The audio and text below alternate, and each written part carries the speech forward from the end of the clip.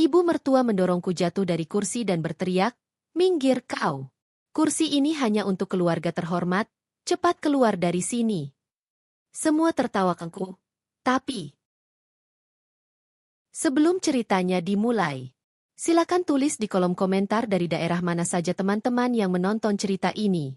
Dan jangan lupa like dan subscribe, agar channel Cerita Ar bisa terus berkembang dan mempersembahkan cerita yang terbaik. Delima selalu percaya bahwa hidup tidak harus keras untuk bisa bertahan. Ia belajar sejak kecil bahwa suara paling kuat seringkali justru datang dari mereka yang memilih diam.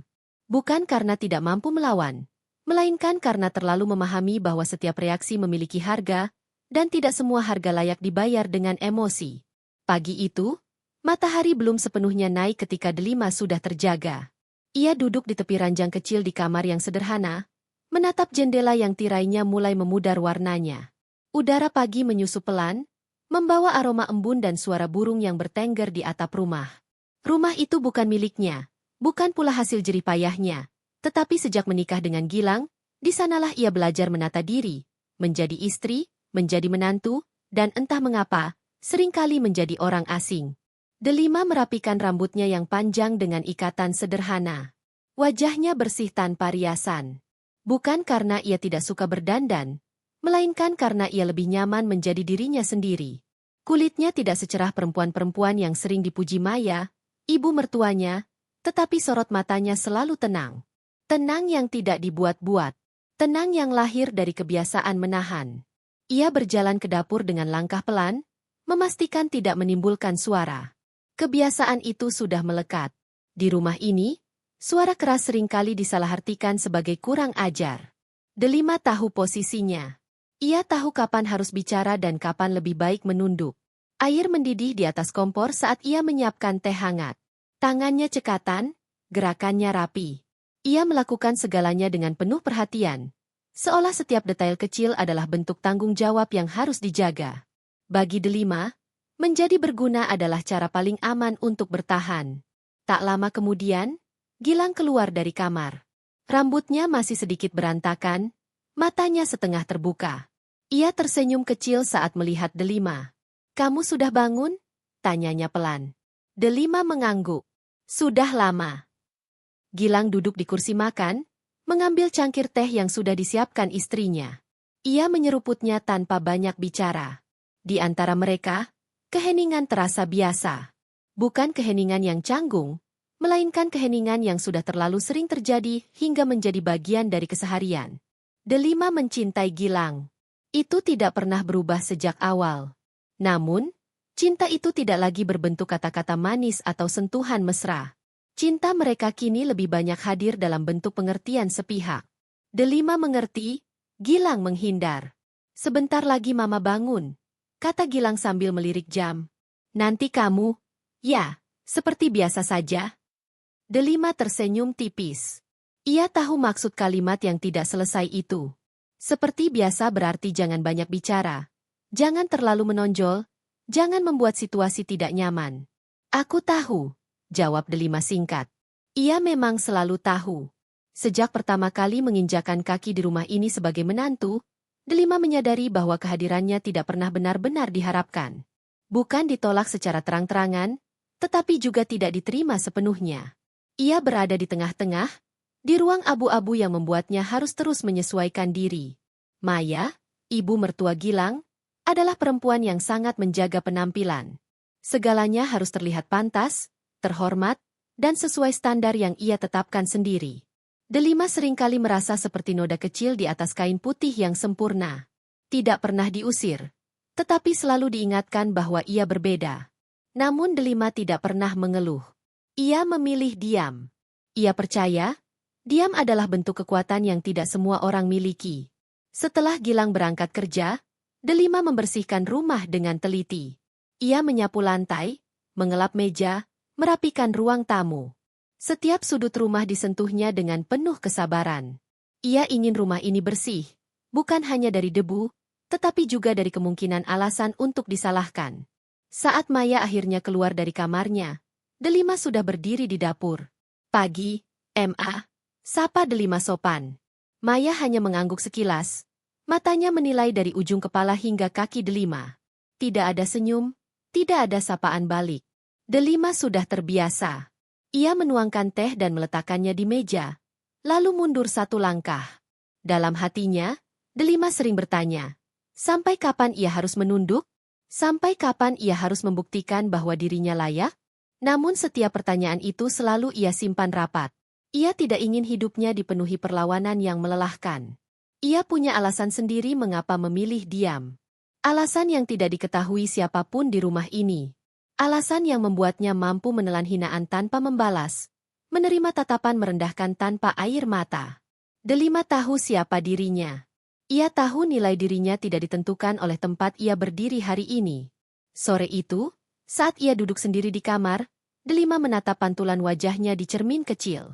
Ada garis lelah di matanya, tetapi juga ada keteguhan yang tidak mudah runtuh. Ia menghela napas panjang. Aku tidak lemah, bisiknya pada bayangan dirinya sendiri. Aku hanya sedang menunggu. Menunggu waktu yang tepat. Menunggu saat di mana diamnya bukan lagi dianggap kebodohan, melainkan awal dari sesuatu yang tidak pernah mereka duga. Dan tanpa siapapun sadari, sejak hari itu, kesabaran Delima bukan lagi sekadar bertahan. Ia mulai berubah menjadi keputusan. Sebuah keputusan yang kelak akan mengguncang rumah ini, kursi-kursi kehormatan yang mereka banggakan, dan tawa-tawa yang pernah meremehkannya. Namun untuk saat ini, Delima tetap memilih diam.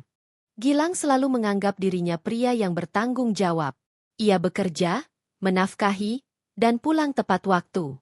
Dalam pikirannya, itu sudah cukup untuk disebut suami yang baik. Ia jarang berteriak, tidak pernah memukul, dan tidak berselingkuh. Namun Gilang tidak pernah benar-benar bertanya pada dirinya sendiri, apakah itu sudah cukup untuk melindungi perempuan yang ia nikahi? Pagi itu, di perjalanan menuju kantor, pikirannya kembali dipenuhi wajah Delima. Wajah yang tenang, terlalu tenang. Gilang sering merasa lega karena istrinya tidak banyak menuntut. Delima tidak pernah memaksa, tidak pernah mengancam, tidak pernah mempermasalahkan sikap ibunya. Tapi justru disitulah kegelisahan Gilang bersembunyi, karena ketenangan Delima bukanlah ketenangan orang yang bahagia. Di dalam mobil, Gilang menepikan kendaraannya sejenak. Ia menghela napas panjang, menatap kemudi seolah berharap benda itu bisa memberinya jawaban. Ia mencintai Delima. Itu tidak pernah ia sangkal. Namun cinta itu selalu terjepit di antara dua dunia yang menuntutnya untuk memilih. Dan Gilang, sejak dulu, tidak pernah benar-benar pandai memilih. Sejak kecil, Gilang dibesarkan dalam bayang-bayang Maya. Ibunya adalah pusat segalanya. Setiap keputusan penting selalu melewati persetujuan Maya. Sekolah, pekerjaan, bahkan pilihan hidupnya, tak pernah lepas dari campur tangan perempuan itu. Gilang tumbuh menjadi pria yang rapi, sopan, dan terlihat dewasa, tetapi di dalamnya, ada bagian yang tak pernah belajar berdiri sendiri. Ketika Gilang memutuskan menikahi Delima, ia melakukannya dengan keyakinan setengah matang. Ia jatuh cinta pada kesederhanaan Delima, pada caranya tersenyum tanpa berlebihan, pada sikapnya yang tidak menuntut apa-apa. Delima terasa seperti tempat pulang yang tenang, dan mungkin itulah kesalahan pertama Gilang. Ia mencintai Delima karena Delima tidak menuntutnya berani. Awalnya, Maya menolak dengan cara halus.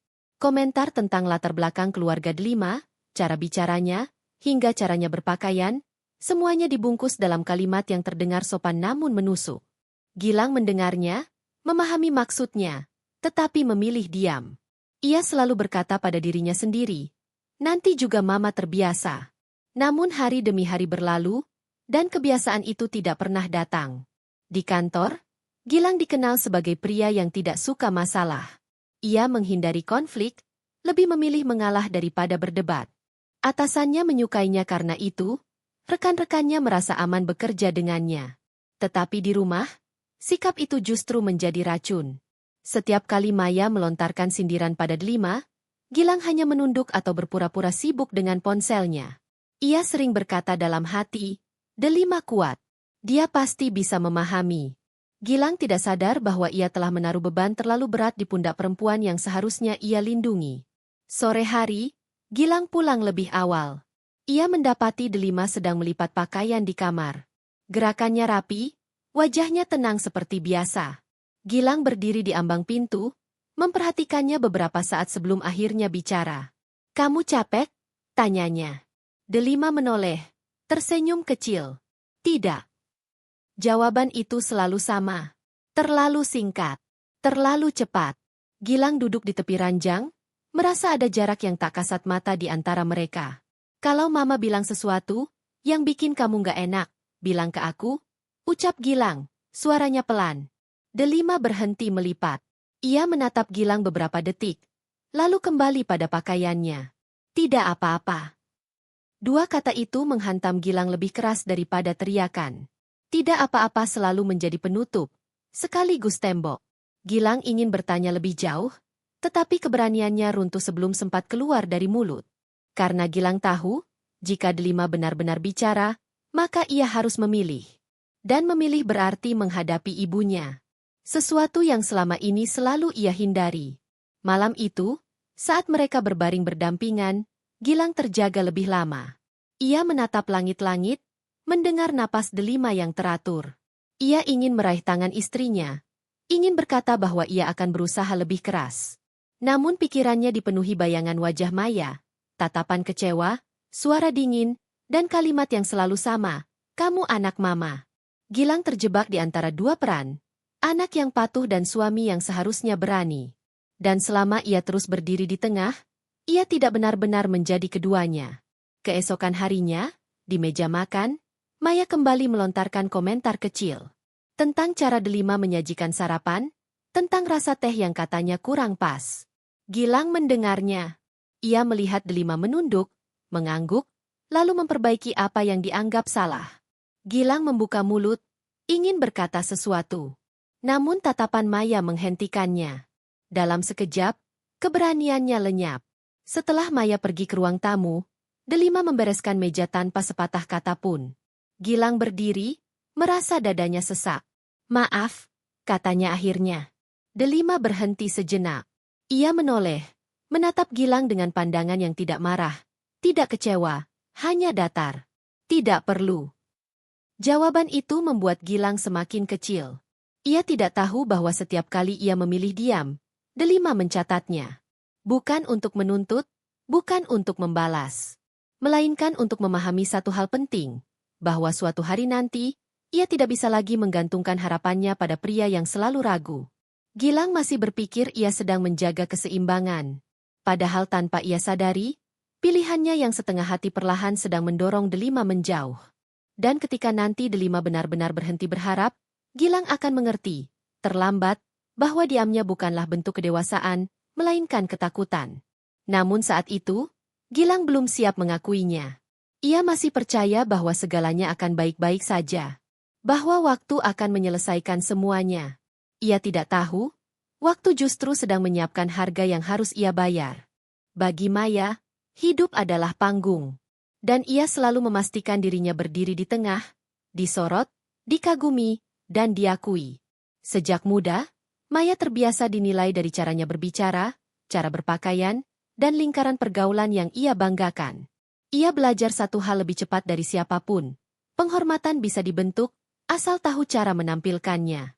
Pagi itu, Maya duduk di depan meja riasnya yang besar, dikelilingi botol-botol parfum dan perhiasan yang tersusun rapi. Rambutnya disanggul sempurna. Tidak satu helai pun keluar dari tempatnya. Ia menatap pantulan dirinya di cermin dengan sorot mata puas. Wajahnya mulai menua, tetapi kebanggaan dalam tatapannya tetap utuh. Bagi Maya, penampilan bukan sekadar kebutuhan. Ia adalah senjata. Ia tidak pernah menyukai ketidakteraturan. Segala sesuatu di rumah harus sesuai dengan standar yang ia tetapkan. Nada bicara, cara duduk, bahkan senyuman seseorang bisa menjadi bahan penilaiannya.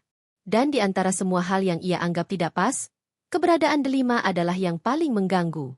Bukan karena Delima berbuat salah. Justru karena Delima tidak pernah berusaha terlihat seperti apa yang Maya anggap pantas.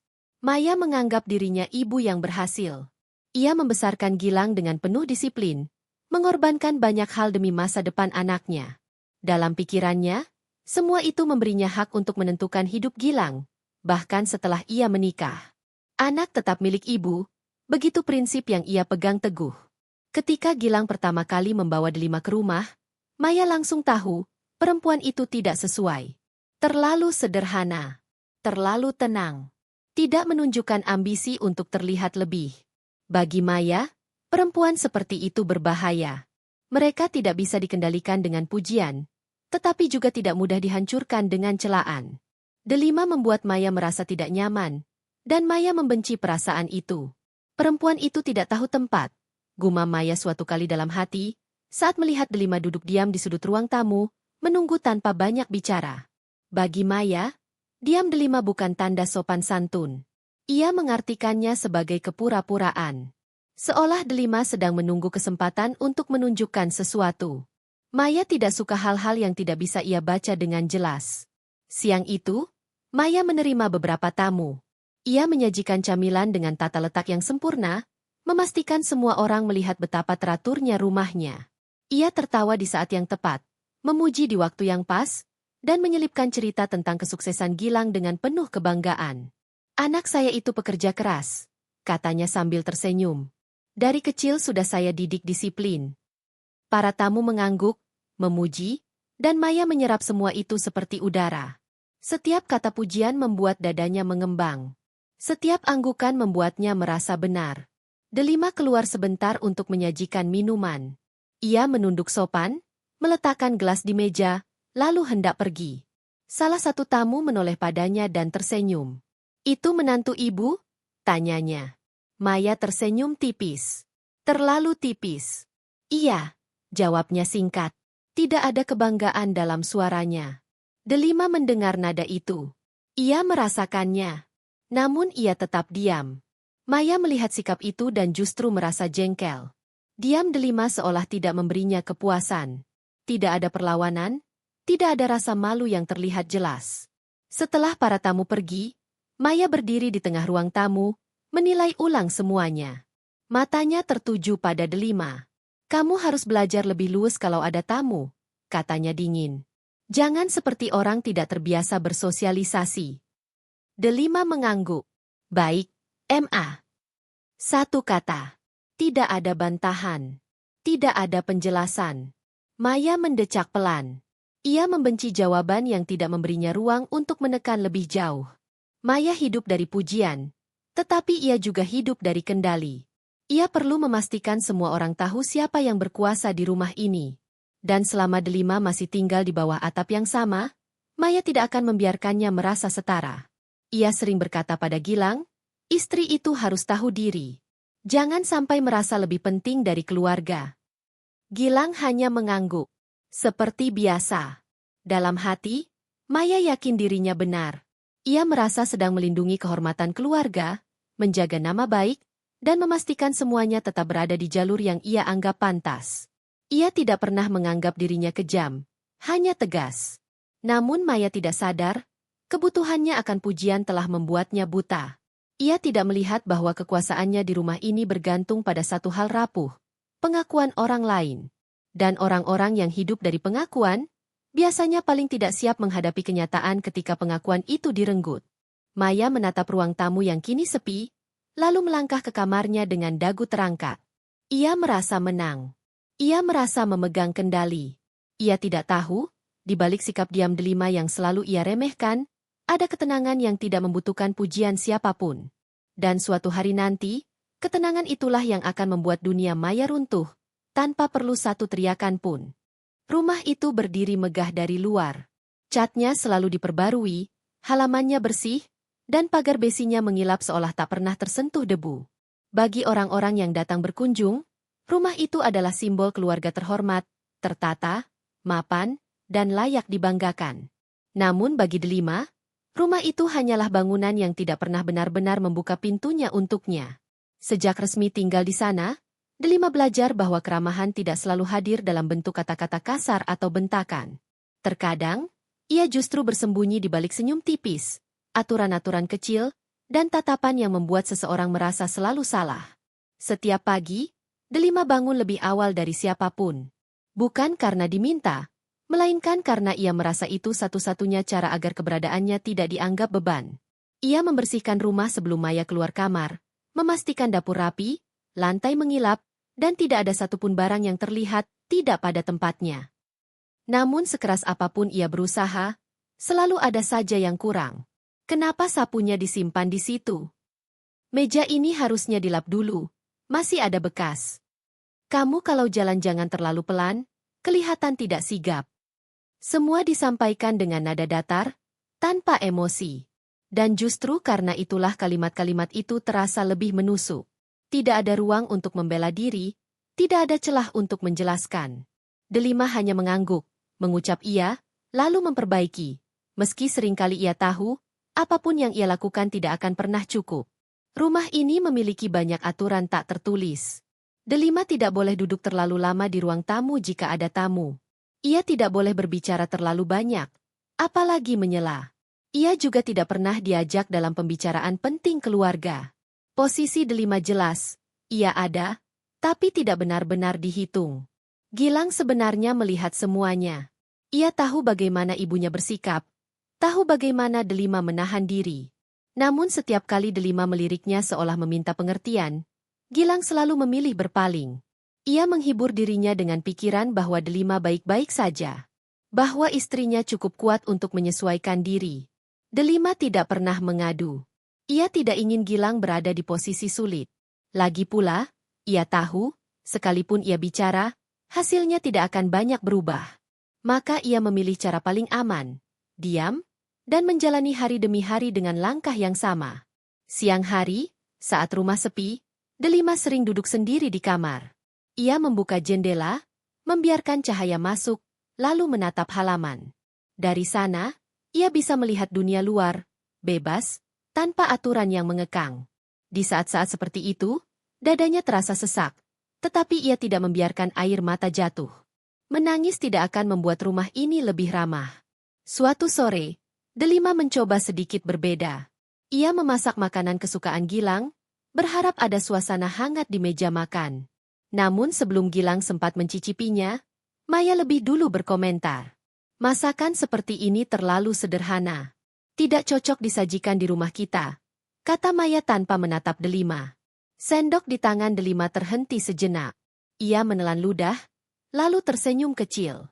Nanti saya perbaiki, Ma. Gilang melirik Delima, ragu. Sebenarnya enak, Ma, katanya pelan. Tatapan Maya langsung mengarah padanya. Kamu jangan membiasakan istrimu merasa semua sudah cukup. Perempuan itu harus terus belajar. Gilang terdiam. Kalimatnya menguap di udara. Delima melanjutkan makan dalam diam, rasa masakan itu mendadak hambar di lidahnya. Malam hari, Delima membersihkan dapur sendirian. Suara piring yang bersentuhan terdengar jelas di ruang yang sunyi. Ia berhenti sejenak, menatap pantulan dirinya di kaca lemari dapur. Di sana, ia melihat seorang perempuan yang selalu berusaha menyesuaikan diri, tetapi tak pernah benar-benar diterima. Aku hanya tamu di sini, gumamnya pelan. Rumah seharusnya menjadi tempat paling aman. Tempat seseorang bisa bernafas tanpa takut dinilai. Namun bagi Delima, rumah ini justru menjadi ruang di mana ia harus selalu waspada, terhadap nada suara, terhadap tatapan, terhadap kesalahan sekecil apapun. Meski begitu, Delima tetap bertahan. Ia belum berniat pergi. Ada sesuatu yang masih ia tunggu, sesuatu yang belum waktunya ia lepaskan. Ia tahu, rumah ini mungkin tidak ramah padanya, tetapi ia tidak akan membiarkan dirinya hancur hanya karena tidak diterima. Karena Delima mulai memahami satu hal penting. Rumah yang dingin bukan alasan untuk kehilangan harga diri. Dan tanpa Maya sadari, tanpa Gilang benar-benar mengerti, rumah yang tak pernah benar-benar ramah itu perlahan sedang membentuk Delima menjadi pribadi yang jauh lebih kuat daripada yang mereka bayangkan. Undangan itu datang dalam bentuk obrolan ringan di meja makan, seolah hanya rencana biasa yang tidak memiliki makna apapun. Maya menyebutnya sambil mengaduk teh, dengan nada santai yang terdengar terlalu dibuat-buat. Minggu depan kita ada acara keluarga besar, katanya. Sekalian kumpul dengan relasi lama. Jangan sampai ada yang terlihat tidak pantas. Kalimat terakhir itu menggantung di udara, dan tanpa perlu menyebut nama, semua orang tahu siapa yang dimaksud. Delima menunduk pelan. Tangannya berhenti sejenak di atas piring, lalu kembali bergerak perlahan. Ia mendengar, ia memahami, dan seperti biasa, ia memilih menyimpan semuanya di dalam dada. Pesta keluarga itu bukan sekadar ajang silaturahmi. Bagi Maya, itu adalah panggung besar. Kesempatan untuk menunjukkan bahwa keluarganya masih berada di lingkaran terhormat, masih layak dipuji, dan masih patut dihormati. Setiap detail harus sempurna, dari susunan kursi, daftar tamu, hingga siapa duduk di mana. Dan justru di sanalah Delima mulai merasakan sesuatu yang berbeda. Bukan ketakutan, bukan pula kegelisahan, melainkan firasat. Hari-hari menjelang pesta dipenuhi kesibukan. Maya mengatur semuanya dengan tangan besi. Daftar tamu ditulis ulang beberapa kali, menu diganti berkali-kali, dan dekorasi dipilih dengan sangat selektif. Delima ikut membantu, bergerak ke sana kemari tanpa banyak bicara. Ia mempersiapkan apapun yang diminta, tanpa bertanya apakah ia akan ikut dihitung sebagai bagian dari acara itu. Suatu sore, Delima melihat Maya dan seorang kerabat sedang membicarakan tata letak ruang tamu. Kursi-kursi disusun rapi, membentuk setengah lingkaran yang menghadap meja utama. Kursi tengah ini untuk keluarga inti, ujar Maya tegas. Yang lain menyesuaikan saja. Kata keluarga inti itu terngiang di telinga Delima. Ia tahu, dalam definisi Maya, dirinya belum tentu termasuk di dalamnya. Gilang berdiri di dekat pintu, mendengar percakapan itu. Ia ragu ingin menyela, tetapi seperti biasa, ia hanya mengamati. Delima menangkap tatapannya sekilas, berharap ada isyarat kecil bahwa ia diakui. Namun Gilang mengalihkan pandangan.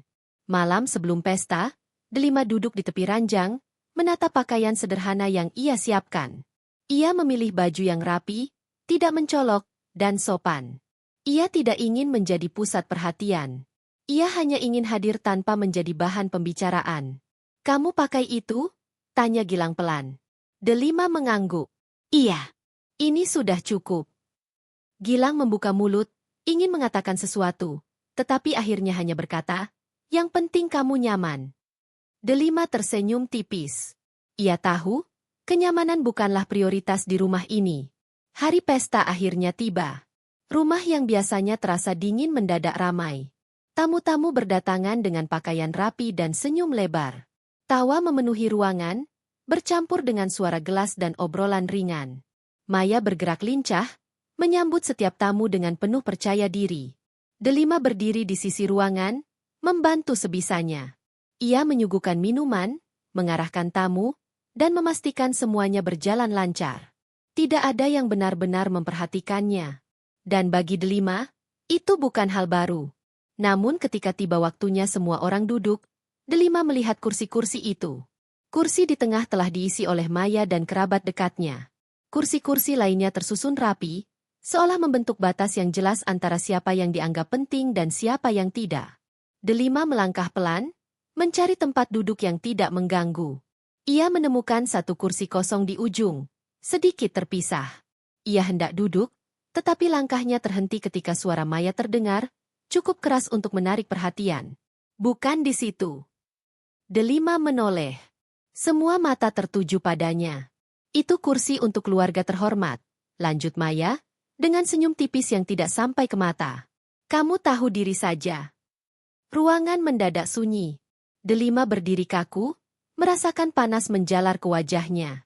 Ia menoleh ke arah Gilang. Suaminya itu tampak ragu, tetapi tidak bergerak. Tidak berkata apa-apa. Dengan tangan sedikit gemetar, Delima melangkah mundur. Ia memilih berdiri di dekat dinding, mencoba menghilang di antara keramaian. Beberapa tamu saling berbisik. Sebagian tersenyum kecil seolah menyaksikan sesuatu yang menghibur. Saat itu, Delima menyadari satu hal yang pahit. Harga diri seseorang di rumah ini bisa ditentukan hanya oleh sebuah kursi. Namun di balik rasa perih yang mengendap di dadanya, ada sesuatu yang lain mulai tumbuh. Sebuah kesadaran tenang bahwa penghinaan ini bukanlah akhir, melainkan tanda. Tanda bahwa ia tidak lagi bisa berharap pada pengakuan dari orang-orang yang tidak pernah berniat menerimanya. Maya melanjutkan pesta dengan wajah puas. Tawa kembali menggema, seolah tidak ada yang terjadi. Gilang duduk di tempatnya, menunduk, menyesap minuman tanpa rasa. Dan Delima, berdiri di sudut ruangan dengan punggung tegak, menyimpan satu kalimat di dalam hatinya. Kalimat yang kelak akan menjadi jawaban atas semua hinaan hari itu. Jika kursi ini menentukan harga diriku, maka suatu hari nanti, aku akan berdiri tanpa membutuhkan kursi apapun. Pesta masih berlangsung. Tawa masih terdengar. Namun sejak saat itu, bagi Delima, semuanya telah berubah. Delima mengira penghinaan itu telah selesai di sana. Ia pikir, setelah dipermalukan soal kursi, ia masih bisa bertahan dengan berdiri diam di sudut ruangan hingga pesta usai. Ia salah. Sangat salah. Keramaian semakin padat. Tamu terus berdatangan. Sebagian baru tiba, sebagian lain berpindah tempat duduk. Suasana kembali riuh. Seolah kejadian barusan hanyalah selingan kecil yang tidak layak diingat. Namun bagi Delima, setiap detik setelahnya terasa berat, seakan udara di ruangan itu menekan dadanya tanpa ampun. Ia masih berdiri ketika Maya kembali bersuara. Delima, panggilnya, kali ini lebih keras. Delima menoleh refleks. Semua percakapan di sekitarnya perlahan mereda. Tatapan-tatapan mulai mengarah padanya lagi. Ada yang penasaran, ada yang sinis, ada pula yang terang-terangan menunggu tontonan. Kamu duduk saja. Berdiri seperti itu tidak sopan di depan tamu. Ujar Maya sambil menunjuk sebuah kursi kecil di sisi ruangan. Kursi rendah, tanpa sandaran, biasanya dipakai untuk meletakkan tas. Delima menelan ludah. Kursi itu terlalu rendah, terlalu sempit, dan jelas bukan disiapkan untuk diduduki. Ia melirik Gilang. Suaminya itu menegang, bibirnya bergerak seolah ingin bicara, namun kembali diam ketika Maya menatapnya tajam. Cepat, kata Maya singkat. Delima melangkah.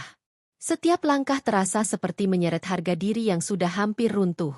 Ia menurunkan tubuhnya perlahan, mencoba duduk dengan hati-hati. Namun sebelum ia benar-benar seimbang, sesuatu terjadi begitu cepat. Dorongan itu datang tiba-tiba. Tangan Maya mendorong bahunya dengan kasar. Tidak kuat, tapi cukup untuk membuat Delima kehilangan keseimbangan. Tubuhnya terhuyung, kursi kecil itu tergeser, dan dalam hitungan detik Delima jatuh ke lantai dengan bunyi yang membuat semua kepala menoleh. Minggir kau, teriak Maya. Suaranya menggema di ruangan. Kursi ini hanya untuk keluarga terhormat, cepat keluar dari sini. Kata-kata itu menghantam Delima lebih keras daripada jatuhnya tubuhnya ke lantai. Untuk sesaat, dunia seperti berhenti. Delima terduduk di lantai, tangannya menopang tubuhnya yang gemetar. Roknya sedikit tersingkap, rambutnya terurai, dan wajahnya terasa panas. Bukan karena sakit, melainkan karena malu yang menusuk hingga ke tulang. Lalu terdengarlah tawa. Awalnya 1-2 orang. Lalu menyusul yang lain. Tawa kecil, cekikikan tertahan, bisikan yang disertai senyum mengejek. Tidak semua tertawa, tetapi cukup banyak untuk membuat Delima merasa seolah seluruh ruangan sedang menunjuk dan menertawakannya. Tidak ada yang membantunya berdiri. Tidak Gilang. Tidak kerabat. Tidak satupun tamu yang merasa perlu menghentikan Maya. Gilang bangkit setengah berdiri, wajahnya pucat. "Ma." Suaranya nyaris tak terdengar. "Duduk." Potong Maya tajam. "Jangan bikin malu keluarga." Kalimat itu memaku Gilang di tempatnya. Delima perlahan mengangkat wajahnya. Matanya menyapu ruangan. Ia melihat wajah-wajah yang tadi disambutnya dengan sopan. Orang-orang yang menerima minuman dari tangannya. Kini mereka menatapnya seperti tontonan yang menghibur. Dadanya terasa sesak. Tenggorokannya perih. Tetapi anehnya, air mata tidak jatuh. Di dalam dirinya, ada sesuatu yang patah. Dan bersamaan dengan itu, ada sesuatu yang mati. Ia bangkit sendiri. Tidak tergesa, tidak tergopoh. Tangannya sedikit gemetar, lututnya masih nyeri, tetapi punggungnya tegak. Ia merapikan pakaiannya tanpa menatap siapapun, lalu melangkah menuju pintu keluar. Di belakangnya, tawa masih terdengar. Maya mengibaskan tangan, seolah kejadian itu tidak lebih dari menyingkirkan benda yang mengganggu pemandangan. Delima berhenti sejenak di ambang pintu. Ia menoleh sekali saja.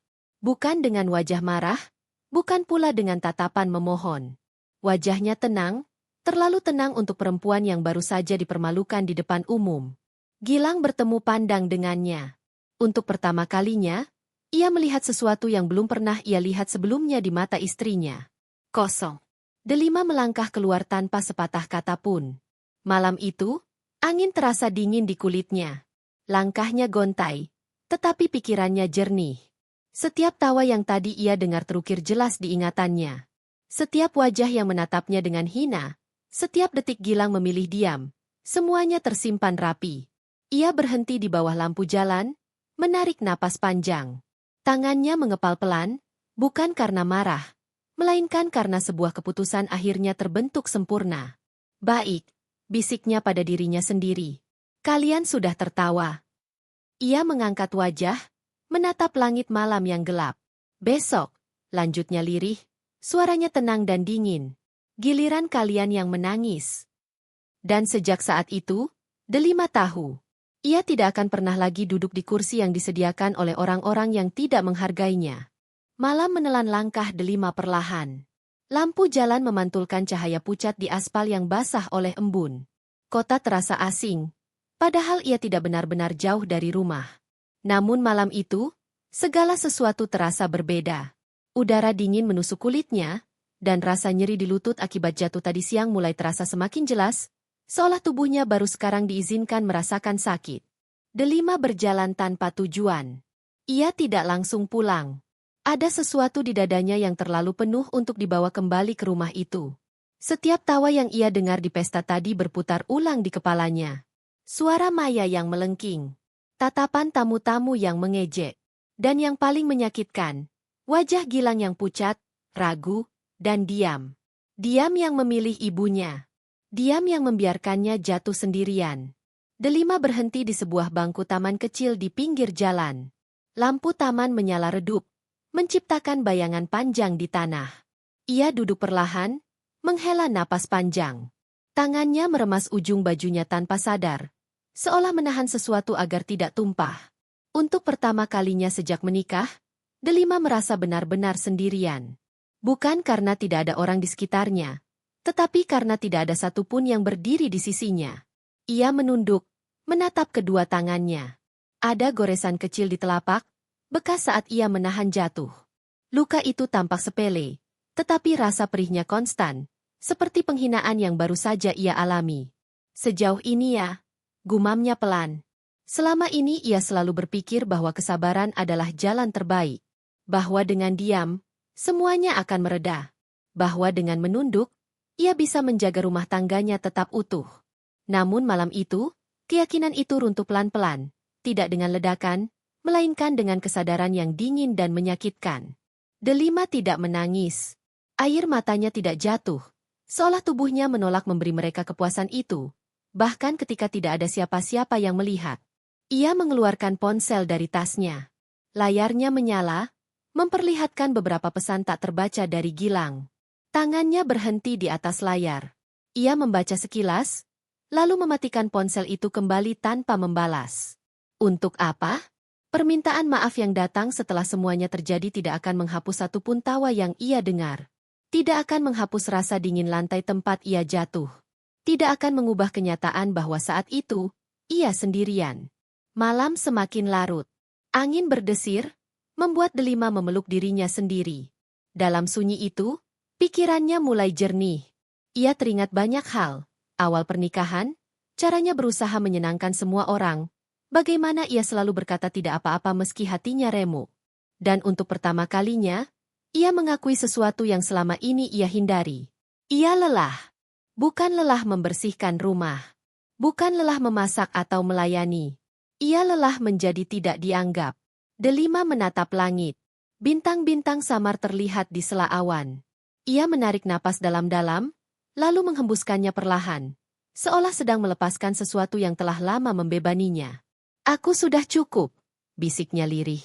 Kalimat itu tidak ditujukan pada siapapun. Tidak pada Maya. Tidak pada Gilang. Itu adalah pengakuan untuk dirinya sendiri. Ia teringat masa lalu, kehidupan sebelum semua ini, sebelum ia memilih hidup sederhana, sebelum ia mengubur banyak hal demi cinta. Ingatan itu datang seperti bisikan halus, mengingatkannya bahwa ia bukan perempuan tanpa pilihan. Ia hanya terlalu lama menunda menggunakannya. Sekitar tengah malam, Delima akhirnya berdiri. Ia tahu, cepat atau lambat ia harus kembali. Bukan karena takut, tetapi karena ia ingin menutup malam ini dengan caranya sendiri, tanpa lari, tanpa amarah. Saat ia melangkah pulang, langkahnya masih pelan, tetapi tidak lagi ragu. Di rumah, lampu ruang tamu masih menyala. Gilang duduk sendirian di sofa. Wajahnya kusut, matanya merah. Ia berdiri saat melihat Delima masuk. "Kamu dari mana?" tanyanya cepat. Delima menatapnya. Tatapan itu tenang, datar, dan membuat Gilang terdiam. "Aku hanya butuh udara," jawab Delima singkat. Gilang ingin berkata banyak hal. Kata maaf, penjelasan, pembelaan. Tetapi semua kata itu terasa kecil di hadapan sikap Delima yang begitu jauh. "Kamu marah?" tanya Gilang ragu. Delima menggeleng pelan. "Tidak." Jawaban itu membuat Gilang justru semakin gelisah. Delima melangkah menuju kamar tanpa menoleh lagi. Ia menutup pintu perlahan, duduk di tepi ranjang, lalu memejamkan mata. Di kamar itu, sunyi terasa lebih pekat. Tetapi untuk pertama kalinya, sunyi itu tidak menyakitinya. Malam itu, Delima tidak menangis. Ia tidak berteriak.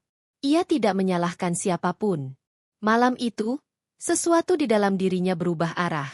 Kesabarannya tidak lagi bertujuan untuk bertahan. Diamnya tidak lagi berarti menerima. Di tengah sunyi paling dalam hidupnya, Delima akhirnya mengerti. Malam ini adalah akhir dari dirinya yang lama. Dan ketika pagi datang nanti, tidak semua orang akan siap menghadapi perempuan yang bangkit dari kesunyian ini. Pagi datang tanpa permisi. Cahaya matahari menyelinap masuk melalui celah gorden kamar, jatuh tepat di wajah Delima yang terbaring diam. Ia tidak benar-benar tidur malam itu. Tubuhnya memang beristirahat, tetapi pikirannya tetap terjaga, menelusuri satu persatu jalan yang selama ini ia tutup rapat. Delima membuka mata perlahan. Tidak ada rasa panik. Tidak ada air mata. Yang ada hanyalah ketenangan yang asing. Tenang yang lahir setelah seseorang mencapai titik paling lelah dan akhirnya berhenti melawan dirinya sendiri. Ia bangkit, merapikan tempat tidur, lalu duduk di tepi ranjang. Tangannya terulur ke arah tas kecil yang selalu ia simpan di lemari paling bawah. Tas itu jarang ia sentuh. Bahkan Gilang tidak pernah menanyakannya. Delima selalu memastikan tas itu berada di tempat yang tidak mencolok, seperti dirinya selama ini. Dengan gerakan pelan, ia membuka resletingnya. Di dalamnya tersimpan beberapa dokumen yang mulai menguning di bagian tepi. Map coklat, buku kecil, dan sebuah ponsel lama yang sudah lama tidak ia nyalakan. Delima menatap semua itu cukup lama, seolah sedang memastikan bahwa ia benar-benar siap membuka kembali pintu yang selama ini ia tutup. Ia mengambil map coklat itu terlebih dahulu. Nama Delima Pratiwi tercetak jelas di sana, diikuti cap resmi dan tanda tangan yang tidak bisa dipalsukan. Dokumen kepemilikan, surat-surat penting, dan beberapa lembar laporan yang membuktikan sesuatu yang selama ini tidak pernah ia ceritakan pada siapapun di rumah ini. Delima bukan perempuan tanpa apa-apa. Ia pernah hidup di dunia yang sangat berbeda dari yang ia jalani sekarang. Dunia yang rapi, teratur, dan penuh angka. Dunia di mana ia belajar berdiri di atas kakinya sendiri tanpa bergantung pada siapapun. Ia pernah memiliki posisi, pengaruh, dan kehidupan yang mapan, sebelum ia memilih menanggalkannya. Bukan karena terpaksa, melainkan karena cinta. Delima menutup map itu perlahan. Ingatannya melayang ke masa lalu, ke keputusan yang dulu ia anggap benar. Ia memilih hidup sederhana, menanggalkan banyak hal, dan masuk rumah ini sebagai perempuan biasa. Ia ingin dicintai sebagai Delima, bukan sebagai latar belakang atau pencapaiannya. Ia tidak pernah menyangka, pilihan itu akan membuatnya diperlakukan seolah ia tidak memiliki nilai. Delima mengambil buku kecil berikutnya. Buku itu berisi catatan rapi, angka-angka, dan beberapa nama. Bukan buku harian. Bukan pula catatan emosional. Itu adalah bukti bahwa ia selalu berjaga. Bahwa di balik sikap diamnya, ia tidak pernah benar-benar lengah. Ia tidak naif.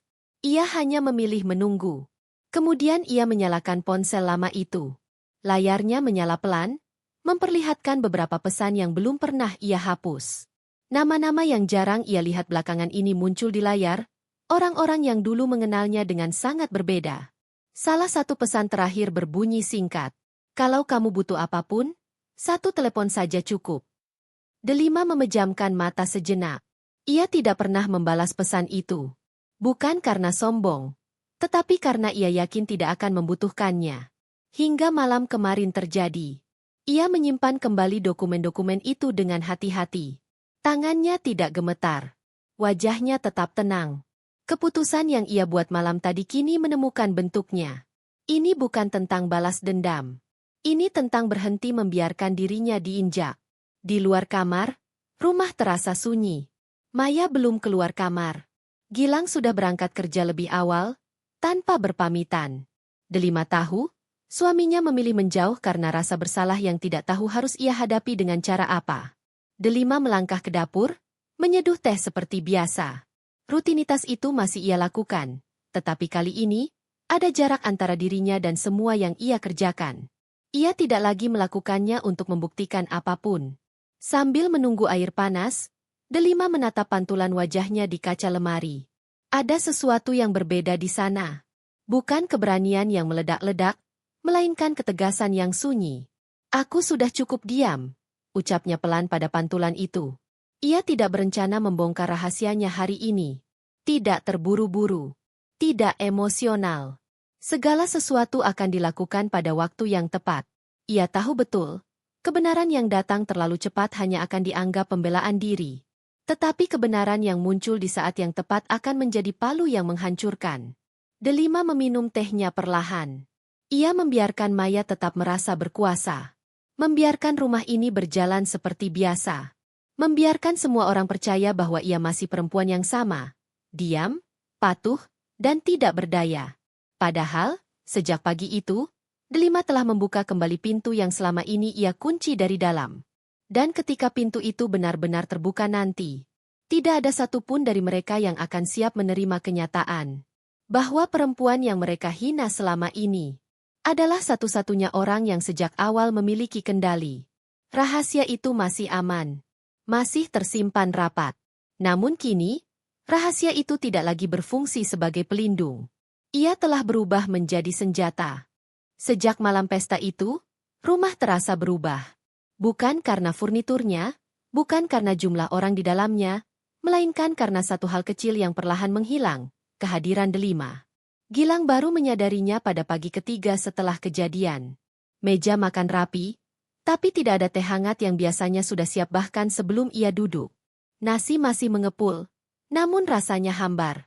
Ia mengunyah perlahan, matanya sesekali melirik ke arah pintu kamar yang tertutup rapat. Biasanya, Delima sudah keluar lebih dulu. Menyapanya dengan suara lembut, menanyakan apakah tidurnya cukup, lalu tersenyum kecil meski lelah. Kini, tidak ada suara. Tidak ada senyum. Hanya sunyi. Awalnya Gilang menganggapnya biasa. Ia berpikir Delima hanya butuh waktu.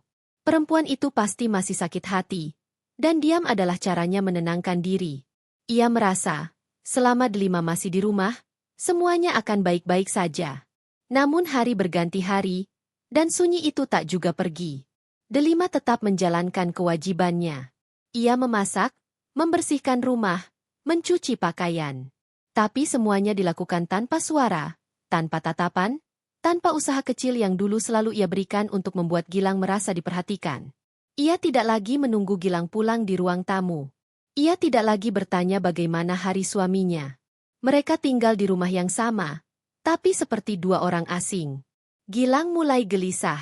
Ia duduk di ruang keluarga suatu malam, menonton televisi tanpa benar-benar melihat. Matanya sesekali menoleh ke arah dapur, berharap Delima muncul dengan segelas air atau sekadar lewat. Tapi Delima tetap di kamar. Pintunya tertutup, dunianya terpisah. "Kamu marah?" tanya Gilang akhirnya, saat Delima keluar untuk mengambil air minum. Pertanyaan itu keluar pelan, hampir ragu. Delima berhenti sejenak. Ia tidak menoleh.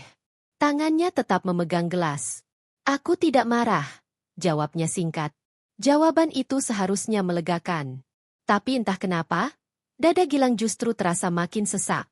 Ia lebih takut pada nada datar itu dibanding teriakan atau tangis. "Kamu masih sakit?" lanjutnya, mencoba terdengar peduli. Delima mengangguk kecil. "Sedikit." Itu saja. Tidak ada keluhan. Tidak ada cerita. Tidak ada tuntutan. Delima kembali ke kamar, meninggalkan Gilang dengan perasaan aneh yang tak bisa ia jelaskan.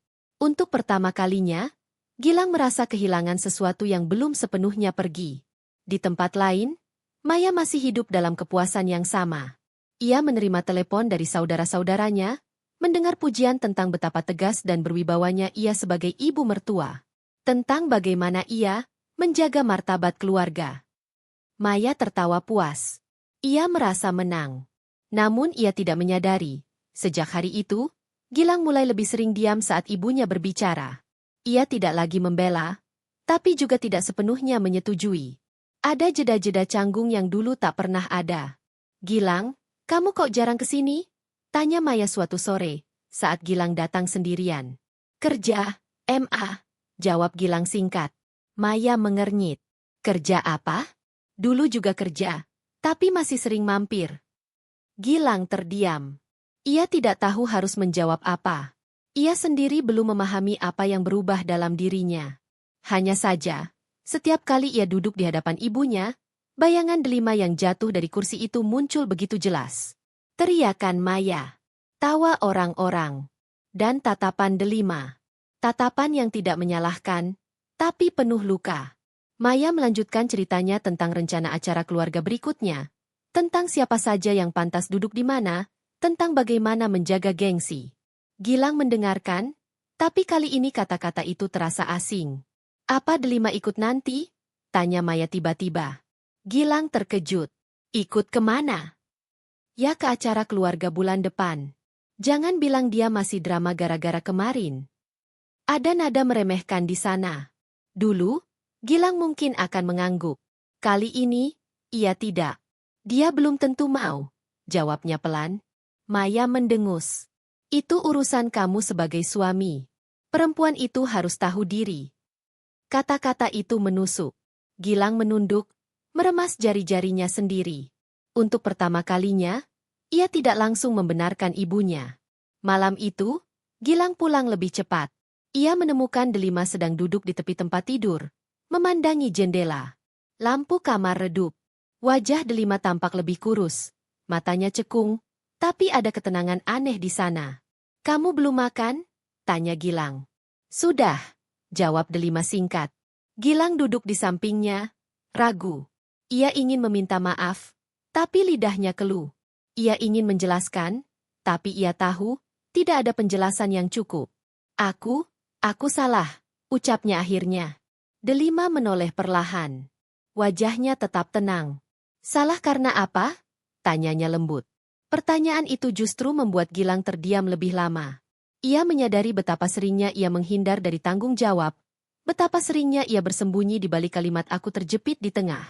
Salah karena diam, jawabnya lirih. Delima tersenyum kecil.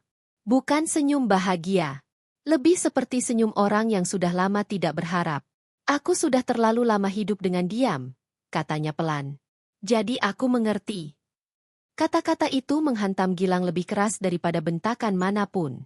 Malam itu, Gilang tidak tidur nyenyak. Ia menatap langit-langit, memikirkan hal-hal kecil yang dulu ia anggap remeh. Cara delima menunggunya pulang. Cara delima selalu mengalah. Cara delima menahan air mata demi menjaga kehormatan yang bahkan bukan miliknya. Ia mulai sadar, kehilangan tidak selalu datang dalam bentuk perpisahan. Kadang, kehilangan datang ketika seseorang berhenti berharap padamu. Dan itu jauh lebih menakutkan. Di dalam kegelapan kamar, Gilang menggenggam selimut erat-erat, dengan satu perasaan yang kini tumbuh jelas di dadanya. Takut. Takut suatu hari nanti, delima tidak hanya diam, tapi benar-benar pergi. Bagi Maya, hari-hari setelah pesta itu berjalan seperti biasa, bahkan terasa lebih menyenangkan. Tidak ada yang berani menegurnya. Tidak satupun saudara yang mempertanyakan tindakannya. Justru sebaliknya, telepon dan pesan terus berdatangan, memujinya sebagai perempuan kuat yang tahu menempatkan menantu pada posisinya. Maya menikmati itu semua. Ia duduk di ruang tamu rumahnya yang luas, menerima tamu sambil menyeruput teh hangat. Suaranya lantang, tawanya keras. Setiap cerita tentang pesta keluarga selalu diulang dengan sudut pandang yang sama. Ia sebagai penjaga martabat, delima sebagai perempuan yang dianggap tidak tahu diri. Kalau tidak aku ajari, nanti dia lupa tempat, katanya pada seorang sepupu, sambil tersenyum puas. Sepupu itu mengangguk-angguk. Betul, Mbak Maya. Sekarang ini banyak menantu yang kebablasan. Maya merasa berada di atas angin. Ia yakin, Kekuasaannya tidak tergoyahkan. Gilang tetap anaknya. Rumah tangga anaknya tetap berada dalam kendalinya. Delima? Ia percaya perempuan itu akan tetap diam, seperti biasanya. Yang tidak Maya sadari, justru disitulah badai mulai berkumpul. Di rumah Gilang, suasana semakin sunyi. Maya jarang menelepon Delima, dan Delima pun tidak pernah menghubunginya. Biasanya, Maya akan memanfaatkan setiap kesempatan untuk menekan, menuntut, atau sekadar menunjukkan dominasinya. Kali ini, ia terlalu sibuk menikmati pujian. Maya tidak melihat perubahan kecil pada Gilang. Ia tidak tahu bahwa Gilang mulai sering menolak datang ke rumahnya dengan alasan sederhana. Ia tidak tahu bahwa Gilang mulai bertanya pada dirinya sendiri, siapa yang sebenarnya ia lindungi selama ini. Ia juga tidak tahu bahwa Delima kini sering keluar rumah sendirian, dengan alasan yang tak pernah dijelaskan. Bagi Maya, semua itu tidak penting. Yang penting, ia masih dihormati. Suatu siang, Maya datang ke rumah Gilang tanpa memberi kabar. Ia masuk dengan wajah percaya diri, seperti biasa, seolah rumah itu masih sepenuhnya berada di bawah kendalinya. Delima, panggilnya dari ruang tamu. Tidak ada jawaban. Maya mendengus, lalu duduk. Ia menunggu, mengetuk-ngetukkan jarinya di sandaran kursi. Beberapa menit kemudian, Delima keluar dari kamar. Wajahnya tenang, rapi, tanpa riasan berlebihan. "Kamu kemana saja?" Ibu panggil dari tadi, kata Maya. Nada suaranya sedikit meninggi. "Ada urusan," jawab Delima singkat. Maya menyipitkan mata. "Urusan apa? Sekarang kamu makin sering keluar rumah." "Jangan." Ia menghentikan kalimatnya sendiri, tapi maksudnya jelas. Dulu, Delima pasti akan menunduk, menjelaskan panjang lebar, bahkan meminta maaf. Kali ini tidak. "Kalau ibu tidak punya keperluan lain, saya mau lanjut beres-beres," kata Delima datar. Maya terdiam sejenak. Ia tidak terbiasa diperlakukan seperti itu. "Kamu berubah," ujar Maya akhirnya. Delima menatapnya. Tatapan itu tenang, tidak menantang, tapi juga tidak tunduk. "Saya hanya berhenti menjelaskan hal-hal yang tidak pernah didengar." Jawaban itu membuat Maya tersenyum sinis. "Jangan sok kuat. Kamu itu cuma menantu. Jangan lupa posisi." Delima mengangguk kecil. "Saya tidak lupa." Ia berbalik, meninggalkan Maya sendirian di ruang tamu. Untuk pertama kalinya, Maya merasa ada sesuatu yang tidak sepenuhnya ia kuasai. Malam harinya, Maya menceritakan kejadian itu pada Gilang melalui telepon.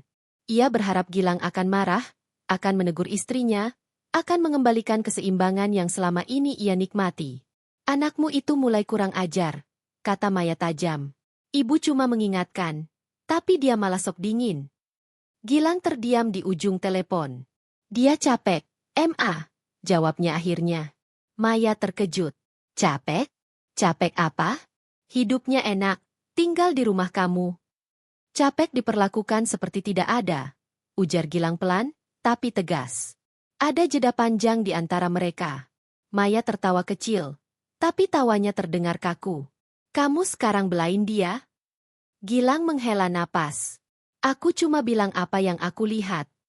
Telepon itu berakhir tanpa pertengkaran besar. Tapi Maya duduk lama setelahnya, menatap layar ponselnya. Ada rasa tidak nyaman yang merayap, sesuatu yang tidak bisa ia namai. Namun Maya terlalu percaya diri untuk memikirkannya lebih jauh. Ia masih merasa di atas angin. Ia masih yakin, semua orang akan kembali pada tempatnya. Ia masih percaya, Delima tidak akan berani melangkah terlalu jauh. Ia tidak tahu, badai tidak selalu datang dengan petir dan angin kencang. Kadang, badai datang dalam bentuk diam yang terlalu tenang. Dalam langkah-langkah kecil yang tidak diperhatikan. Dan dalam keputusan yang sudah matang, jauh sebelum ada yang menyadarinya. Dan saat Maya merasa langit begitu cerah di atas kepalanya. Sebenarnya, awan gelap sudah berkumpul tepat di belakangnya. Pagi itu datang dengan cara yang terlalu tenang, seolah tidak membawa apapun yang istimewa. Matahari terbit seperti biasa. Suara kendaraan mulai memenuhi jalan. Burung-burung bertengger di kabel listrik tanpa tahu. Ada sesuatu yang akan berubah secara perlahan namun pasti. Delima bangun lebih awal dari biasanya. Ia duduk di tepi tempat tidur, menatap jam dinding yang jarumnya bergerak pelan. Tidak ada gelisah di wajahnya. Tidak ada air mata. Yang ada hanya ketenangan yang selama ini jarang ia rasakan. Ketenangan orang yang sudah mengambil keputusan, meski belum mengucapkannya pada siapapun. Ia berdiri, mandi, lalu mengenakan pakaian sederhana berwarna gelap. Rambutnya disisir rapi. Tidak ada perhiasan, tidak ada riasan mencolok. Tapi ada sesuatu yang berbeda dari caranya melangkah keluar kamar. Lebih tegak, lebih pasti. Gilang masih tertidur saat Delima keluar rumah. Ia tidak membangunkannya.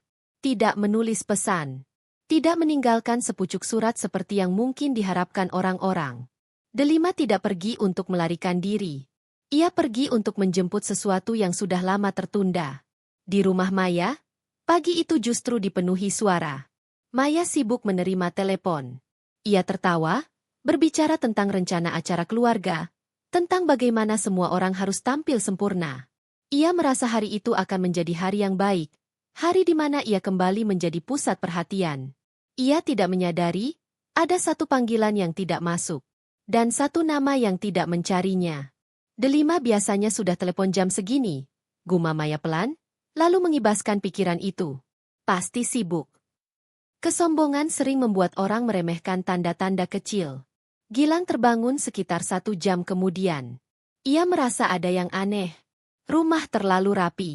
Terlalu sunyi. Biasanya, suara langkah Delima sudah terdengar, atau setidaknya aroma masakan memenuhi udara. Delima? Panggilnya. Tidak ada jawaban. Ia mengecek dapur. Tidak ada sarapan. Tidak ada catatan. Gilang mulai gelisah. Ia mengambil ponselnya, menelepon Delima. Tidak diangkat. Ia mencoba lagi. Masih sama. Untuk pertama kalinya sejak menikah, Gilang merasakan ketakutan yang nyata. Bukan takut Delima marah.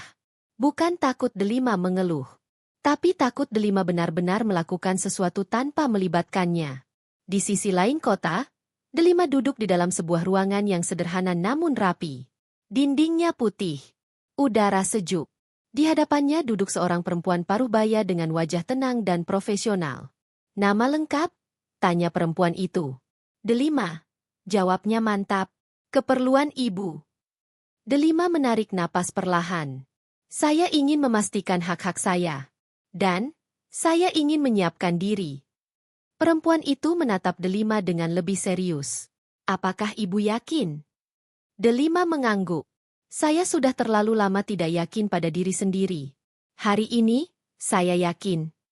Tidak ada emosi meledak-ledak. Tidak ada cerita panjang. Hanya kalimat-kalimat lugas. Seperti seseorang yang akhirnya berdiri di atas kakinya sendiri. Siang itu, Maya menerima pesan di grup keluarga. Bukan ucapan basa-basi. Bukan kabar remeh. Satu kalimat singkat yang membuat dadanya tiba-tiba terasa sesak. Mulai hari ini, ada beberapa hal keluarga yang perlu dibicarakan secara resmi. Pesan itu dikirim dari nomor yang ia kenal. Nomor Delima. Maya membaca ulang. 2 kali. Ia tertawa kecil, berusaha menepis rasa tidak nyaman yang tiba-tiba muncul. Resmi? Gumamnya sinis. Dia pikir dia siapa? Namun entah mengapa, tangannya sedikit bergetar saat meletakkan ponsel.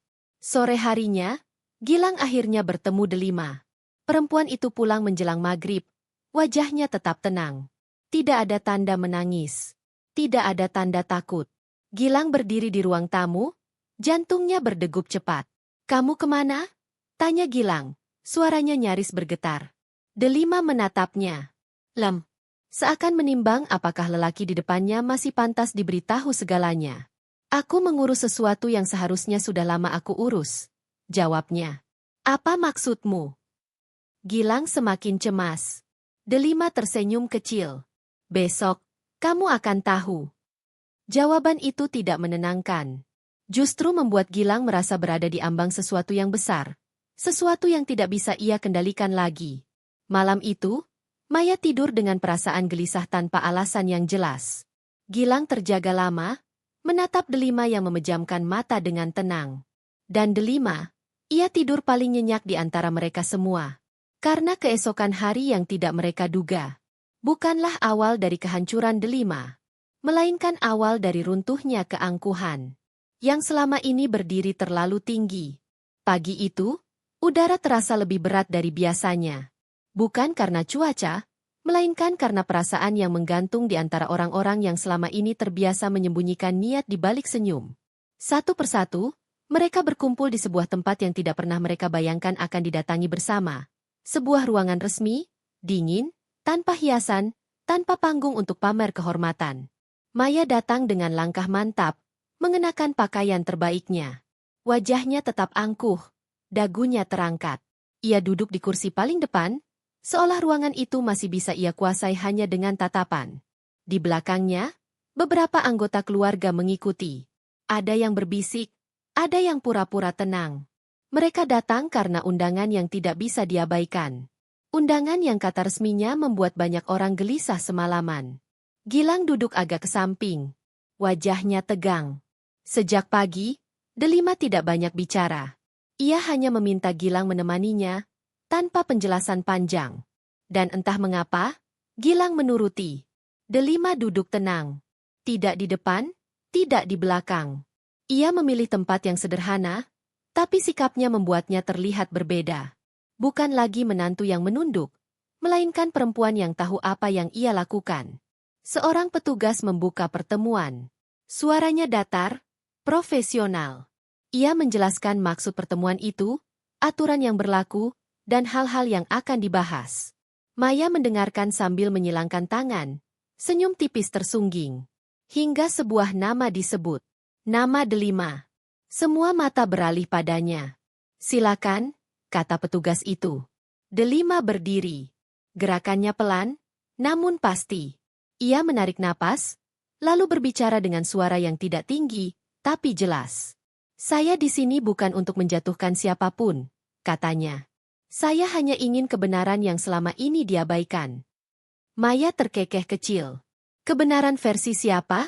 Selanya. Delima menoleh, menatap Maya tanpa gentar. Versi yang bisa dibuktikan. Kalimat itu membuat ruangan mendadak hening. Delima menyerahkan beberapa berkas. Petugas membacanya dengan saksama. Wajahnya berubah sedikit demi sedikit, dari netral menjadi serius. Satu persatu fakta mulai dibuka. Tentang bagaimana Delima selama ini menanggung beban yang seharusnya menjadi tanggung jawab bersama. Tentang keputusan-keputusan keluarga yang dibuat tanpa persetujuannya, tapi dampaknya ia tanggung sendiri. Tentang perlakuan yang merendahkan, yang selama ini dianggap wajar karena dilakukan atas nama, tradisi, dan kehormatan. Setiap poin disampaikan tenang. Tidak ada air mata. Tidak ada teriakan. Justru ketenangan itu yang membuatnya terasa menampar. Beberapa anggota keluarga mulai gelisah. Ada yang menunduk. Ada yang saling pandang, mencari sekutu. Senyum-senyum palsu perlahan menghilang. Maya mulai kehilangan kesabarannya. Ini berlebihan, katanya tajam. Hal-hal rumah tangga tidak perlu dibesar-besarkan seperti ini. Petugas itu menatap Maya dengan dingin. Ibu, yang kami bahas di sini bukan perasaan, melainkan fakta. Kalimat itu seperti palu yang menghantam meja. Untuk pertama kalinya, Maya terdiam cukup lama. Tidak ada pujian. Tidak ada tawa. Tidak ada yang membelanya secara terbuka. Gilang menatap Delima dengan mata berkaca-kaca. Baru sekarang ia benar-benar melihat betapa banyak hal yang selama ini diabaikannya. Setiap kalimat Delima terasa seperti cermin yang memantulkan wajahnya sendiri. Wajah suami yang terlalu lama memilih aman. Di luar ruangan, bisik-bisik mulai menyebar. Orang-orang yang dulu tertawa, kini saling bertanya. Orang-orang yang dulu merasa paling benar, mulai ragu pada diri mereka sendiri. Topeng kehormatan yang selama ini dikenakan mulai retak. Delima duduk kembali. Ia tidak tersenyum puas. Ia juga tidak terlihat lega sepenuhnya. Namun ada satu hal yang jelas. Ia tidak lagi kecil di hadapan siapapun. Maya menyadari sesuatu yang mengerikan. Bukan Delima yang mempermalukannya, melainkan dirinya sendiri. Kesombongan yang selama ini ia rawat, kini berbalik menelanjanginya di hadapan banyak mata. Kata-kata yang dulu terasa sakti, kini terdengar hampa. Saat pertemuan ditutup, tidak ada tepuk tangan. Tidak ada kemenangan yang dirayakan. Yang ada hanya keheningan panjang dan wajah-wajah yang berubah. Gilang berdiri di samping Delima saat mereka keluar. Untuk pertama kalinya, ia tidak berjalan di depan, dan tidak pula di belakang.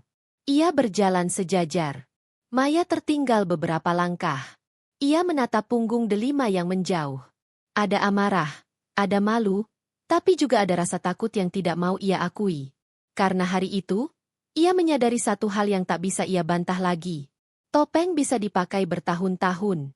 Tapi kebenaran hanya butuh 1 hari. Untuk membuatnya runtuh tanpa sisa. Hujan turun sore itu tanpa peringatan. Langit yang sejak siang tampak biasa saja, tiba-tiba gelap. Tetesan air jatuh pelan di awal, lalu berubah deras, seolah ikut meluapkan sesuatu yang tertahan terlalu lama. Gilang duduk sendiri di dalam mobil yang terparkir di halaman rumah. Mesin sudah mati, tapi ia belum juga turun. Tangannya mencengkeram setir, kepalanya tertunduk. Dadanya sesak, napasnya berat. Pemandangan di ruangan tadi terus berputar di kepalanya. Delima yang berdiri tenang. Delima yang berbicara tanpa gemetar. Delima yang tidak lagi menunggu siapapun membelanya. Dan di saat itulah Gilang sadar, ia telah kehilangan perannya jauh sebelum kehilangan Delima secara utuh. Air mata pertama jatuh tanpa suara. Ia mengusap wajahnya kasar, seperti berharap perasaan ini bisa dihapus begitu saja. Tapi semakin ia menahan, semakin deras tangis itu keluar. Gilang menangis seperti laki-laki yang baru menyadari kesalahannya, ketika tidak ada lagi yang bisa diperbaiki dengan mudah. Aku seharusnya berdiri di depan, gumamnya lirih. Bukan di tengah. Kata-kata itu tidak didengar siapapun. Tidak ada yang menguatkan. Tidak ada yang menenangkan. Dan mungkin, itu adalah hukuman paling jujur yang ia terima hari itu. Di dalam rumah, Delima sedang merapikan beberapa berkas di atas meja. Gerakannya rapi, teratur. Wajahnya tetap tenang, meski matanya tampak lelah. Ia tidak tahu, atau mungkin tidak ingin tahu, bahwa Gilang sedang hancur di luar sana. Bagi Delima, air mata Gilang datang terlalu lambat. Ia teringat semua malam ketika ia sendiri menangis dalam diam. Teringat bagaimana ia menunggu Gilang berkata satu kalimat saja untuk membelanya. Satu sikap tegas yang bisa membuatnya merasa aman sebagai istri. Namun yang ia terima hanyalah diam. Dan diam yang berulang kali, pada akhirnya, berubah menjadi jarak. Gilang akhirnya masuk ke rumah. Langkahnya gontai. Ia menemukan Delima di ruang kerja kecil yang jarang ia perhatikan sebelumnya. Kita bicara, katanya dengan suara serak. Delima menoleh. Tatapannya datar, tapi tidak dingin. Lebih seperti orang yang sudah berdamai dengan kemungkinan apapun. Katakan, ujarnya singkat. Gilang duduk berhadapan dengannya. Air matanya kembali mengalir. Aku minta maaf, katanya terbata. Untuk semua. Untuk diamku. Untuk ketakutanku. Untuk ibuku.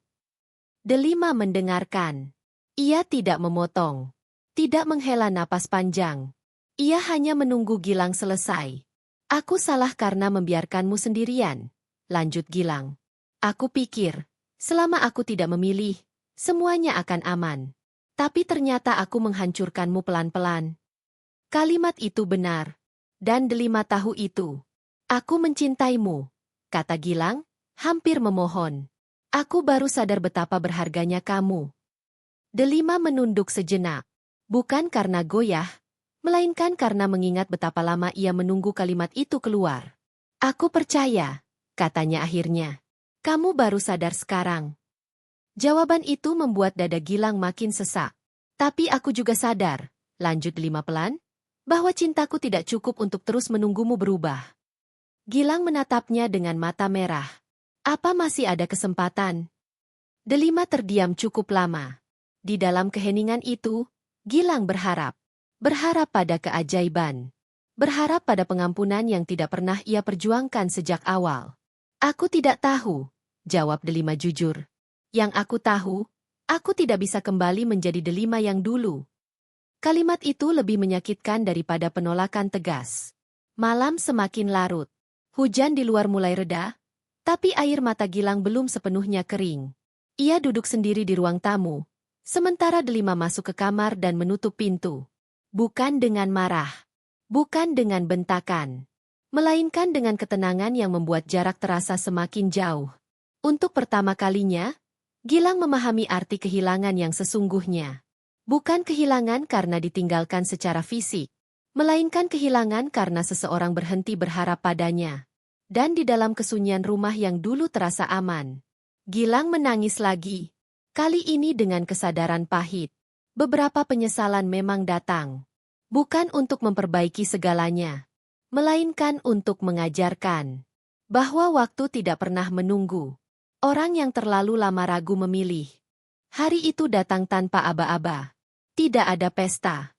Tidak ada dekorasi megah. Tidak ada kursi istimewa yang bisa diperebutkan. Justru di tempat itulah Maya merasa paling telanjang. Sebuah ruang terbuka yang dipenuhi orang-orang yang dulu menyanjungnya. Maya berdiri di tengah kerumunan keluarga besar. Wajahnya pucat, riasan tebal tak mampu menyembunyikan kegelisahan di matanya. Bisik-bisik mengalir pelan, tapi tajam. Tatapan-tatapan yang dulu penuh hormat kini berubah menjadi penasaran, bahkan menghakimi. Ia mendengar namanya disebut-sebut. Bukan sebagai perempuan terhormat, melainkan sebagai sumber masalah. Benarkah begitu? Selama ini kita salah menilai. Kasihan juga delima. Kalimat-kalimat itu menusuk lebih dalam daripada teriakan. Maya mencoba tersenyum. Senyum yang biasa ia gunakan untuk menundukkan orang lain. Tapi kali ini, senyum itu retak di tengah jalan. Ia melangkah maju, berniat berbicara, berniat mengambil alih keadaan seperti biasa. Namun sebelum satu kata pun keluar, seorang kerabat berdiri dan berbicara lebih dulu. "Cukup," katanya tegas. "Selama ini kita diam karena sungkan. Tapi hari ini, semuanya sudah terbuka." Maya membeku. Satu persatu, suara lain menyusul. Tidak keras, tidak emosional, tapi jujur. Tentang sikap Maya yang sering merendahkan. Tentang caranya memanfaatkan status sebagai ibu. Tentang bagaimana ia membungkus kekuasaan dengan kata kehormatan. Setiap kalimat seperti membuka luka yang selama ini ia tutupi dengan kebanggaan palsu. "Tidak adil," teriak Maya akhirnya. Suaranya bergetar. "Aku hanya ingin yang terbaik untuk keluarga ini." "Yang terbaik menurut siapa?" sahut seseorang. Kalimat itu menjadi titik runtuh. Maya merasakan dadanya sesak. Pandangannya berkunang-kunang. Lututnya melemah. Ia mencoba bertahan, tapi tubuhnya lebih jujur daripada mulutnya. Tangis itu pecah. Bukan tangis pelan. Bukan air mata terhormat. Maya menangis histeris. Ia menutup wajahnya dengan kedua tangan, bahunya terguncang hebat. Suaranya meninggi, memanggil-manggil nama yang tidak lagi bisa menyelamatkannya. Orang-orang terdiam. Tidak ada yang mendekat untuk memeluk. Tidak ada yang menenangkan. Karena untuk pertama kalinya, Maya harus merasakan apa artinya berdiri sendiri di tengah banyak orang. Di sudut ruangan, Delima berdiri tenang.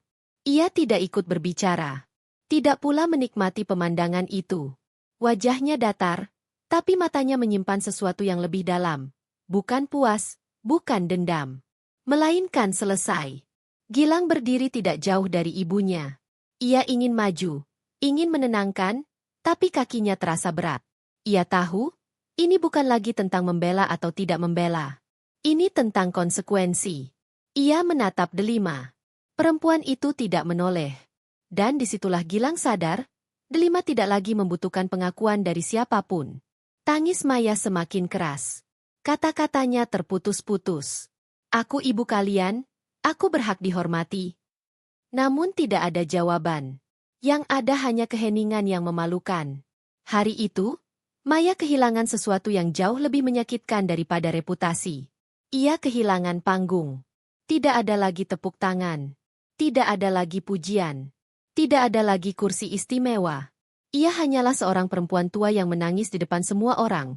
Menyadari terlalu terlambat bahwa kekuasaan yang dibangun di atas merendahkan orang lain tidak pernah benar-benar kokoh.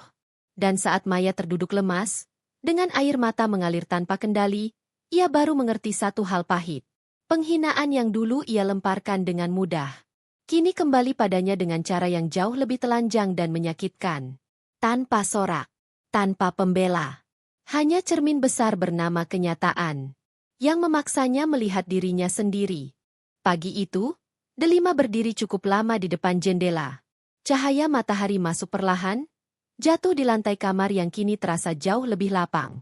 Bukan karena perabot berkurang, melainkan karena beban di dadanya telah terangkat satu persatu. Untuk pertama kalinya setelah bertahun-tahun, ia menghirup udara tanpa rasa takut. Hari ini tidak ada tangis, tidak ada amarah, tidak ada dendam, hanya ketenangan. Delima melangkah keluar kamar dengan langkah mantap. Di ruang tamu, Gilang sudah duduk sejak subuh. Matanya sembab, wajahnya lelah, seolah semalaman tidak tidur. Ia menoleh ketika Delima muncul, berdiri refleks, seperti orang yang masih berharap.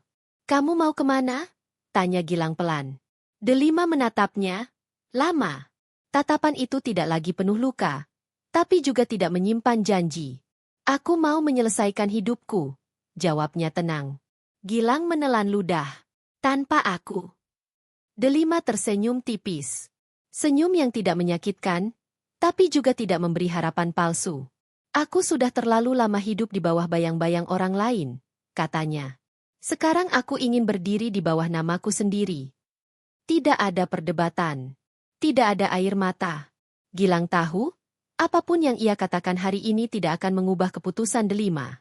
Bukan karena Delima keras kepala, melainkan karena Delima akhirnya setia pada dirinya sendiri. Delima mengambil tas kecilnya.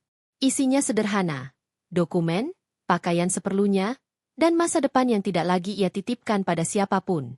Saat ia melangkah menuju pintu, Gilang memanggilnya sekali lagi. "Delima." Perempuan itu berhenti, tapi tidak menoleh. "Aku harap kamu bahagia," kata Gilang lirih. Delima mengangguk kecil. "Aku juga." Lalu ia pergi. Di tempat lain, Maya duduk sendirian di ruang tamu rumahnya yang besar. Kursi-kursi mahal berjejer rapi. Kursi yang dulu menjadi simbol kekuasaan, tempat ia menentukan siapa layak duduk dan siapa harus berdiri. Kini semuanya kosong. Tidak ada tamu. Tidak ada sanjungan. Tidak ada tawa. Maya menatap kursi yang paling sering ia duduki. Kursi yang dulu ia pertahankan mati-matian, bahkan dengan cara mendorong orang lain jatuh.